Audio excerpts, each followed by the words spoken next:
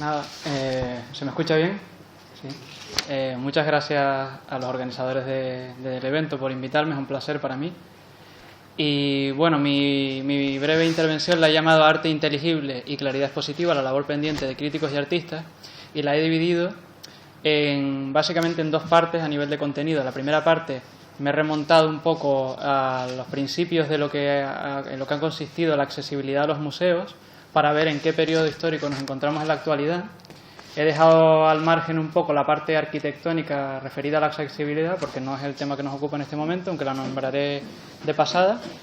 Y luego ya me voy a centrar en un estudio que se ha realizado hace escasos 2 años sobre el tipo de lenguaje que se utiliza en el arte contemporáneo, porque yo lo he enfocado a los museos de arte contemporáneo, que son los que suelen resultar más complicados de entender y donde a veces la comunicación no es tan fluida como debiera. De todas formas, ya comentaré al final con esas propuestas un poco rompedoras que en realidad en los museos no está realmente el problema referido al arte contemporáneo, o no está toda la parte del problema según a mi entender, vamos. Y por último ya las conclusiones de ese estudio y unas propuestas. Entonces,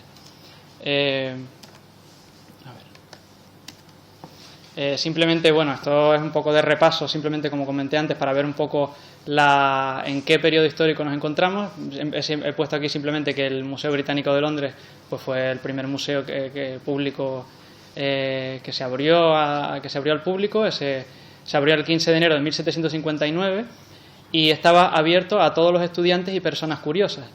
En este sentido, ellos ya determinaron desde el principio cuál era su target, por decirlo, por utilizar un término, ¿no? Aunque luego dirán otra frase que comentaré en la guía, que es a todos los hombres de letras, ¿no? Y artistas. Ellos quisieron definir con eso que he comentado y con esta frase que he puesto aquí, el público al que se dirigía, y en función de eso, ellos utilizaron un tipo de lenguaje. Porque no debemos olvidar que, bueno, el fundador del Museo Británico, Sir Hans Sloane, pues un miembro de la burguesía o un profesional liberal, era un médico, miembro de la masonería y adscrito al movimiento de la Ilustración. Y simplemente para recordar, una de las ideas de la Ilustración era que el arte tuviera una función también práctica. Y en el sentido de práctica también lo asociaban con la función didáctica, ¿no? El arte que sirviera para educar.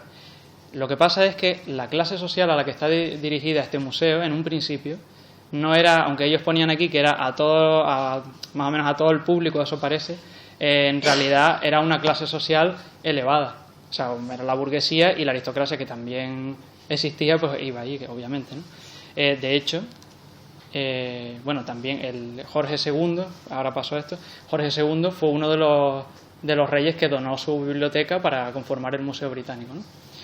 En Francia pues ocurre lo mismo con el Museo del Louvre. Lo que pasa es que aquí se hace, en vez de pacíficamente, por decirlo de alguna forma, aquí se hace de una forma un poco más abrupta, y entonces directamente se quita el patrimonio a la realeza y se pone al servicio del Estado, ¿no? Pero una vez más, la concepción no está dirigido a todos los públicos, sino que está dirigido a una clase social concreta y pues, sobre todo a la burguesía y ya está, que era la que realmente podía sobre todo entender los contenidos que ahí estaban expuestos. He puesto otro ejemplo, ya voy a ir un poco ya rápido, en la Galería de los Uffizi, por ejemplo, en Florencia, que se abrió al público de manera oficial en 1765, pero que anteriormente, en el siglo XVI, se podía entrar bajo petición, ¿no? Lo mismo en Ashmolean de Oxford, que se abrió en una fecha tan temprana como el 6 de junio de 1683, pero bueno, era un museo adscrito a la Universidad de Oxford, ¿no? Y por lo tanto también estamos viendo que está dirigido un poco a los estudiantes que estaban allí, ¿no? Luego el lenguaje que se utiliza no es un lenguaje para todo el mundo, es lo que yo quiero destacar con esto. El Museo del Prado, bueno, simplemente lo he puesto porque estamos en España y quería resaltar la fecha, que aunque fue concebido por Carlos III al principio como un gabinete de historia natural y luego ya como como Pinacoteca a partir del 19 de noviembre de 1819, con Fernando VII, que es cuando se abrió, y una vez más también está dirigido a las élites. Pero bueno, ya es un primer paso para... es un primer hito de la accesibilidad. A ver si podemos pasar. De hecho, yo lo he querido comparar con, por ejemplo, con un estudiolo que concretamente está reconstruido en el Metropolitan Museum de Nueva York, que este era un estudiolo privado de Federico de Montefeltro, al que básicamente pues era de uso personal, solo accedía una persona. Y si eso lo comparamos, por ejemplo, con el Museo Británico, en el siglo XVIII el Museo Británico tenía 5.000 visitantes. Estamos pasando de una sola persona a 5.000 personas, y en la actualidad pues a la barbaridad de 6 millones de personas. Volviendo un poco al Museo Británico, otro hito dentro de la accesibilidad y que utiliza el lenguaje para comunicarse, pues es la impresión de una de las primeras guías resumidas que se hace del museo. Previamente a esta fecha que he puesto aquí, en 1807, ya había algunos catálogos, por lo tanto, pero claro, era meramente informativo, no tenía ese componente didáctico, digamos, ¿no? Y en este caso se hace, curiosamente, siguiendo un lenguaje que yo he tenido la oportunidad. Además, de hecho, se puede acceder a través de Google Libros. Luego en las actas yo pondré todos los enlaces por si le queréis echar un vistazo. Y bueno, el lenguaje que se utiliza en realidad es bastante asequible. Pero claro, habría que ver también, en la actualidad pues ya la población tiene una cierta cultura y a lo mejor para nosotros nos resulta accesible, pero habría que ver en la época, primero las personas que sabrían leer, que parece una barrera que ahora mismo lo damos por sentado, ¿no? Y luego ver si realmente entendían lo que había ahí. Pero una vez más estamos en el siglo XIX y no hace falta más que leer a Charles Dickens para ver cómo era Londres en esa época. Como otro hito dentro de la accesibilidad y que también utiliza el lenguaje, he puesto aquí que las primeras visitas guiadas se empezaron en el año 1911. Es decir, hubo que esperar muchísimo tiempo para hacer visitas guiadas, que es otro elemento de comunicación. Aquí ya estamos en el siglo XX, ya se está produciendo un cambio radical, digamos, en todos los sentidos, ¿no? Pero no será hasta la llegada de Georges Henri Rivière cuando realmente exista una conciencia de llegar verdaderamente a toda la población y de incluir a todos los colectivos en el museo. Y por lo tanto surgiría ya, digamos, la necesidad de adaptar el lenguaje a todo el público, no solo a esos hombres de letras y artistas que se mencionaba al principio. De hecho, me llama la atención que se utilizara hombres de letras, que también tienen un sesgo sexista por ese lado, ¿no? O sea, que estaba muy concreto, o sea, se sabía perfectamente, ¿no? No es a partir de este momento cuando, pues bueno, el museo se plantea como un lugar de educación y disfrute para todos los públicos, el museo como un lugar dinámico y participativo, y donde ya se plantea la inclusión social de todos los grupos sociales, ¿no? Y es entonces cuando ya empezamos a ver en los museos pues talleres, audioguías, todos esos elementos que incluso nos pueden parecer un poco banales, pero que atraen al público, que pueden ser, yo aquí no lo he puesto, pero vamos, cafeterías, restaurantes, tiendas, toda esa parte que es ya más nueva, ¿no? Que se ha incorporado muy recientemente a los museos, ¿no? ¿Qué hemos conseguido con esto? Queremos un museo para todo el mundo y hacemos campañas de marketing espectaculares para atraer a muchísima gente a los museos a través, sobre todo, de las exposiciones temporales, ¿no? Pues antes no lo dije, pero hasta hace bien poco en los museos no había tantos departamentos, como todos sabemos, ¿no? Y sobre todo el que se refiere a exposiciones temporales, aunque existían con anterioridad, yo creo que son uno de los que más han servido para atraer una cantidad ingente, en algunas ocasiones, sobre todo los grandes museos, pues eso, al museo, ¿no? Pero claro, ¿cuál es el problema? Que, a mi entender, la gente no entiende realmente qué es lo que se está exponiendo ahí, sobre todo los museos de arte contemporáneo, como he dicho, ¿no? Aquí he puesto a John Lennon y a Yoko Ono con esta frase que dice no odies lo que no entiendes, ¿no? Entonces, claro, si a la gente se le dice, se le anima a que vaya al museo, que es algo que debemos hacer, ¿no? Pero claro, cuando llegan allí no entienden de qué se está hablando, pues tenemos un problema muy grave y podemos caer en que la gente llegue a odiar lo que hay ahí.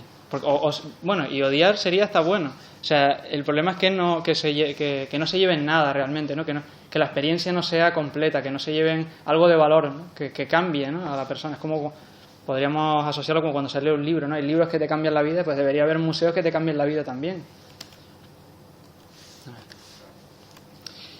Bueno, ya pasamos a la segunda parte de la comunicación ya y sobre un estudio que se ha hecho, que hicieron estas dos personas, que es Alex Ruhl, que es doctora en Sociología de la Universidad de Chicago, y David Levine, que es artista plástico y profesor del Bard College de Berlín. Ellos hicieron un estudio para la revista digital Triple Canopy, que se dedica a temas de literatura y arte contemporáneo, sobre todo de arte contemporáneo, ¿no? Y ellos hicieron un estudio y para el cual necesitaron utilizar un software que analizaba las palabras que usaba una otra revista digital que se llama eFlux para ver cuáles eran las palabras que más se repetían en los textos de arte contemporáneo para extraer una serie de conclusiones, ¿no? Y para ver exactamente qué tipo de lenguaje se estaba utilizando, cómo se construían las frases, etcétera, ¿no? Entonces, una de las primeras cosas que se advierten en ese estudio es que dice que en realidad no es exactamente un lenguaje, sino que es como un vocabulario especializado, como si dijéramos una jerga, ¿no? Tal cual, que podríamos ver también en otros aspectos científicos, ¿no? Esta jerga, por lo visto, surge en las bienales como una necesidad para poderse comunicar con otros artistas, ¿no? Digamos que en las bienales se requiere de un lenguaje común para poderse entender, ¿no? Y además ese lenguaje suele ser el inglés, además.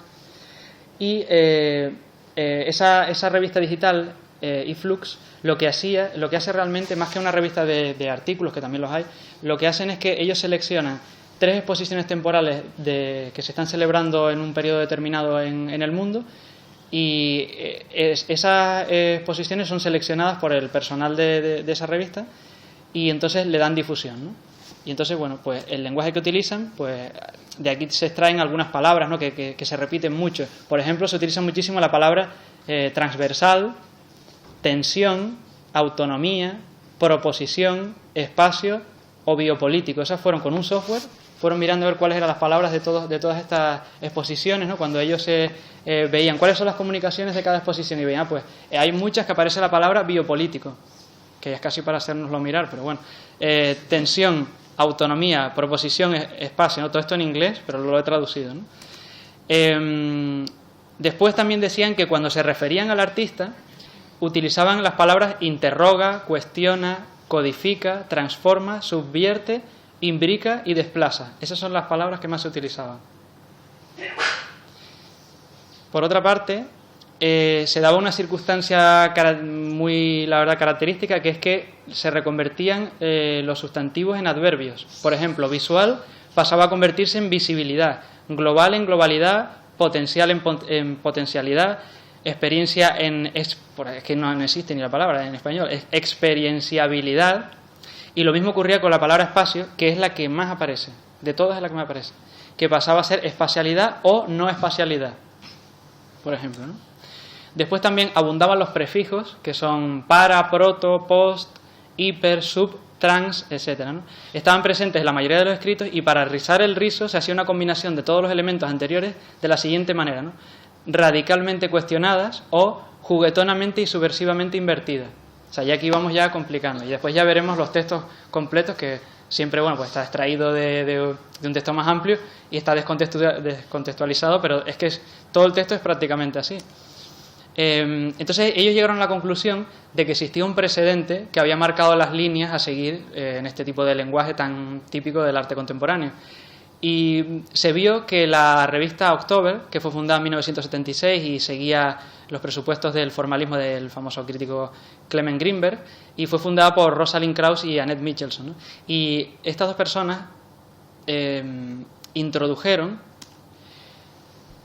tomaron prestado de la filosofía continental, como lo llaman ellos, como en el mundo anglosajón lo llaman así, la filosofía continental, introdujeron una serie de palabras a través de la traducción de textos del postestructuralismo francés, de la filosofía francesa y de la escuela de Frankfurt de la filosofía alemana, ¿no? Entonces ellos hicieron traducciones de textos de Barthes, de Baudrillard, de Deleuze, y lo que pasa es que hicieron traducciones un poco libres de los textos de estos autores, ¿no? Y de ahí es donde dicen que han tomado, por ejemplo, sufijos del francés que en inglés no se da. Por ejemplo, el ion, iti, ality o isation. Eso es más del francés y luego lo retomaron, lo trasladaron al lenguaje inglés, ¿no? Y de la escuela de Frankfurt, pues tomaron, hicieron lo mismo, cogieron textos que estaban en ese momento o hacía pocos años en boga, que era de Horkheimer, de Adorno, de Habermas o de Heidelberg.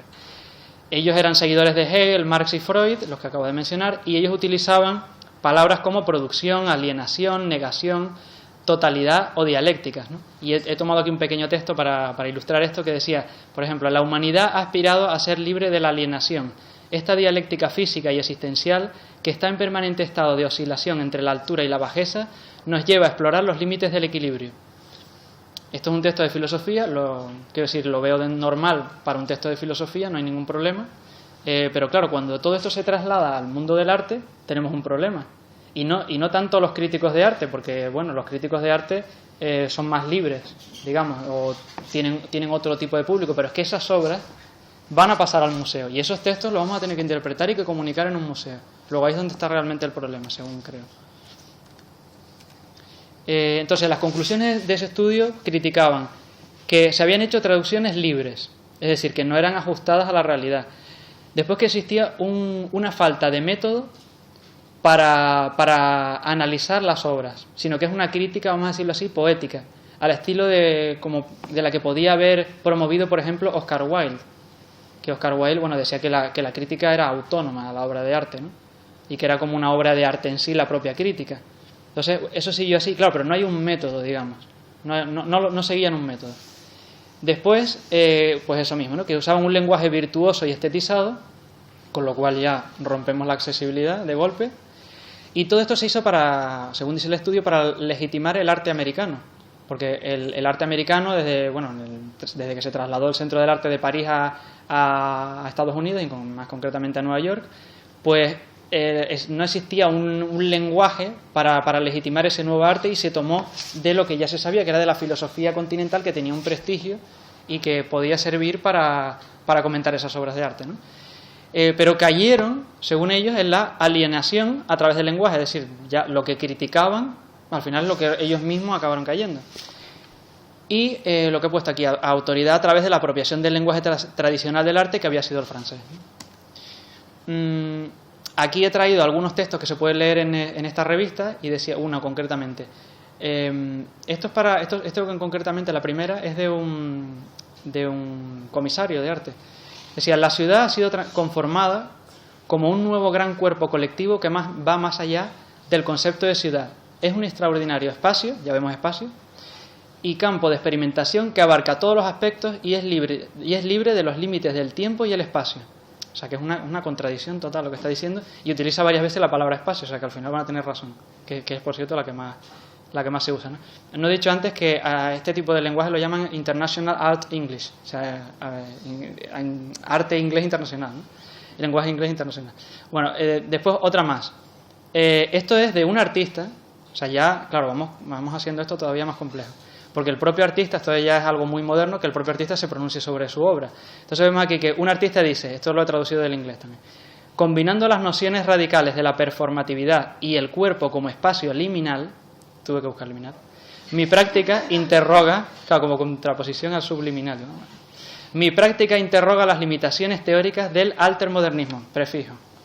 Mi trabajo, que atraviesa diferentes campos de la creación como la pintura y la performance, investiga el espacio, ya vemos espacio otra vez, entre el metabolismo y la metafísica, ya vemos más, y la aporía inherente a tal discurso.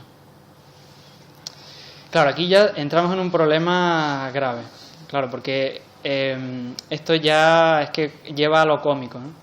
Yo estuve aquí cuando inauguramos Arqueotáctil en marzo y leí esta frase también y dije que, claro, un exceso de formalidad acaba cayendo en lo cómico y nos vamos a acabar riendo, porque esto es ridículo ya. O sea, esto lo he extraído del periódico The Guardian, el periódico inglés, que ponía este caso como un caso ya extremo, ¿no? Del propio artista que utiliza este lenguaje para, digamos, para tener una autoridad, ¿no? Y parece que si no hablas así, tu obra es peor. Bueno, esto es de un catálogo de un museo, no voy a decir cuál, porque esto es en España, y dice: ser, dice Heidegger, es ser en el mundo, pero en el sentido de movimiento. Ser, para esta fenomenología, nos sigue explicando Sartre, es estallar en el mundo, en lo universal, es partir de una nada de mundo y de conciencia marlopontiana para de una forma súbita eclosionarse conciencia en el mundo. Después ya esto lo he traído, esta sí es la parte un poco más provocativa, y esto es una página que he encontrado en internet, que lo nombraban en el artículo que leí de The Guardian, y en el que tú puedes crear, es una página que tú dices, quiero crear un texto rimbombante para hablar de mi arte. Entonces esto está en inglés, ¿no? Y esto lo crea automáticamente, pero depende de lo exigente que seas, pues entonces ya vas cambiando, y he traído unos cuantos, ¿no? Entonces, bueno, vamos a leer algunos. Mi trabajo explora la relación entre la política de género y la lucha contra el terrorismo. Esto es de broma, ¿eh? O sea, esto sí que no es verdad. Con influencias tan diversas como Kierkegaard y Miles Davis, crea nuevas variaciones a partir del discurso mundano y trascendente. Desde que era un estudiante he estado fascinado por el conocimiento tradicional de las relaciones. Lo que comienza como la contemplación pronto se desnaturaliza en una dialéctica de la codicia, dejando solo una sensación de decadencia y de la inevitabilidad de un nuevo comienzo. Como reproducciones brillantes que quedan aclaradas a través de la práctica diligente y crítica, el espectador se queda con una pista de las imprecisiones de nuestro futuro. Más despacio, ahora leemos otro más. Falta espacio. Claro, espacio sí, es verdad, claro, la palabra mágica. No, pero es que este no es del estudio. Claro, aquí no, aquí se equivocaron, este no serviría. Esto si lo mandamos a iFlux, no nos lo cogen. Ni pagando, vamos. Porque hay que pagar, por cierto. Hay que pagar, sí. Luego, si alguien tiene quiere coger ideas de negocio, aquí ya siempre siguiendo el mismo esquema, ya van cambiando las palabras, ¿no? Vamos a leer un poco nada más. Mi trabajo explora la relación entre la política de género y los recuerdos emocionales. Y ya te cambian palabras aquí, ¿no? Con influencias tan diversas como Rousseau y Roy Lichtenstein, nuevas sinergias se crean a partir de estructuras opacas y transparentes.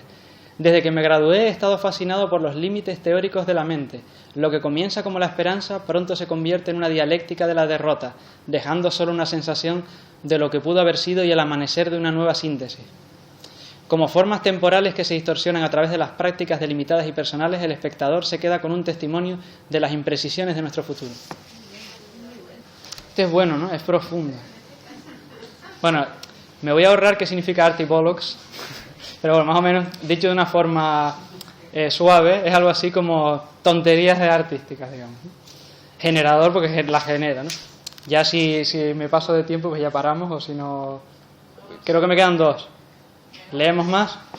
Vale, pues esto está tan divertido, ¿no? Bien. Claro, digo, después de comer hay que buscar algo que sea impactante. A ver, mi trabajo explora la relación entre el fetichismo consumista y la televisión. Con influencias tan diversas como Kierkegaard y ahora ya John Lennon, se crean nuevas combinaciones a partir de los dos diálogos explícitos e implícitos. Desde que era un niño he estado fascinado por los límites teóricos del momento, seguro. Lo que comienza como la esperanza pronto se convierte en una tragedia de la tentación, dejando solo una sensación de irrealidad y la improbabilidad de una nueva comprensión. Como réplicas espaciales se transforman a través de la práctica diligente y repetitiva. El espectador se queda con un epitafio de los límites de nuestro futuro.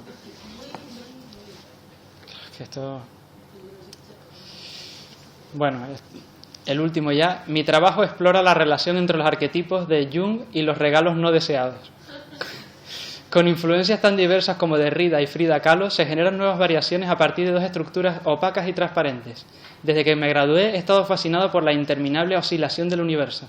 Lo que comienza como la contemplación se convierte pronto en un manifiesto de corroída futilidad, dejando solo una sensación de fracaso y la inevitabilidad de una nueva síntesis.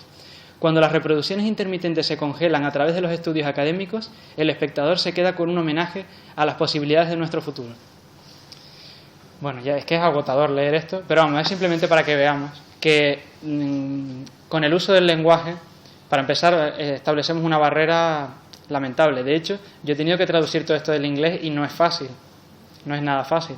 Entonces, si ya llega un punto en que todo esto se está cuestionando de manera ya abierta. Antes no se podía decir nada. Esto que hemos comentado aquí, tanto las compañeras antes como yo, esto antes no se podía ni decir.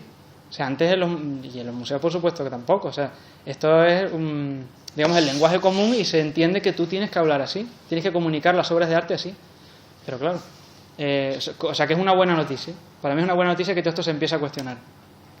Entonces ya como conclusión, pues decir que sí, que es una situación grave, como he estado diciendo a lo largo de mi exposición. Entonces, claro, ya simplemente digo que se incita a acudir al museo masivamente. Falla la comunicación, no por parte tanto del museo, porque bueno, yo como he trabajado dentro de los museos y en los departamentos de difusión, pues por lo menos las directrices que tuve yo, por ejemplo, al redactar notas de prensa, eran la máxima claridad y síntesis, claridad, que se utilizara el lenguaje más sencillo posible para que cualquier persona lo pudiera entender. Entonces yo no, por lo menos desde los museos que yo he podido estar, no he visto que se haya intentado hacerlo más complejo. Sí, a lo mejor en las exposiciones temporales y en los catálogos como hemos visto, pero por parte de una comunicación y de una estrategia yo por lo menos no lo he visto, ¿no? Entonces claro, con este lenguaje pues ¿qué pasa? Que no se busca la accesibilidad y lo bueno es que esta jerga está empezando a ponerse en cuestión. Entonces, ¿cuáles son las propuestas que me han pedido que sean el inicio del debate que vamos a tener ahora? Yo creo que lo primero es que promovamos unos valores, ¿no? Que sean la transparencia, la claridad expositiva, como propongo en el título de esta intervención, la inclusión y la accesibilidad, por supuesto, ¿no? Después, por otra parte, a mí me parece que es interesante explicar siempre toda palabra que pueda no ser entendida por el público, sobre todo aquellas que pertenezcan a la jerga del arte, porque esos textos se van a seguir produciendo de momento y si no, vamos a tener textos antiguos que vamos a tener que reinterpretar. Entonces yo esto lo he visto recientemente, que lo utilizan mucho los periodistas, en concreto económicos, pues claro, ahora es tanta la información económica que al final lo acabas leyendo. Y entonces, por ejemplo, si te tienen que explicar qué es la deflación, pues te lo explican el periodista, no da por hecho, deflación, y todo el mundo tiene que saber. Ahora ya aquí, y en Portugal también, pues tendrán claro qué es la deflación y todas esas cosas, y la prima de riesgo y todas esas cosas. Pero cuando hay conceptos de jerga, lo interesante es no darlo por sentado y explicarlo. Bueno, esa es mi propuesta, por lo menos. Después, pensar en las necesidades del público y ponernos en su lugar, que es lo mismo que ya hemos venido comentando a lo largo de todo el día, ¿no? O sea, es una exposición desde la humildad. La humildad no significa, por supuesto, que no se vaya a tener autoridad, porque a veces parece que la humildad significa eso, y humildad viene de humus, que significa tierra, y que significa precisamente estar con los pies en la tierra, o sea, ser práctico. Luego hay que hablar desde ese punto de vista, ¿no? Después, bueno, esto es una continuación, digamos, ¿no? Erradicar la mentalidad individualista, bueno, es un poco radical, no hace falta erradicarla, pero que no esté en primer plano, por ejemplo, el comisario, o el escritor, o el crítico, que realmente hay una vocación didáctica, ¿no? Siempre habrá snobs que les interese la crítica de arte que se está produciendo ahora, pero bueno, pues para ellos también, pero esos que paguen, que hagan lo que tengan que hacer. Después, motivar al público para que intente comprender las colecciones de los museos, porque, y esto lo relaciono con la otra, que esto no significa que bajemos el nivel. Una cosa es motivar y otra cosa es infantilizar al público, como se ha mencionado aquí, porque claro, también hay que sin motivar, o sea, utilizar, por ejemplo, como atractivo las exposiciones temporales y utilizarlo como una especie de marketing de contenidos, que diríamos hoy, pero no bajar tanto el nivel que caigamos en el populismo y que ya perdamos ya un poco también el sentido. Tenemos que equilibrarnos, no podemos ir directamente a lo más bajo para que lo entienda más o menos todo el mundo, pero que también cueste un poco y que la persona se vaya con ganas de aprender o de mirar o de lo que sea, ¿no? Es un poco incentivar. Y nada más, con esto termino. Seguramente habré tardado muchísimo más, pero bueno.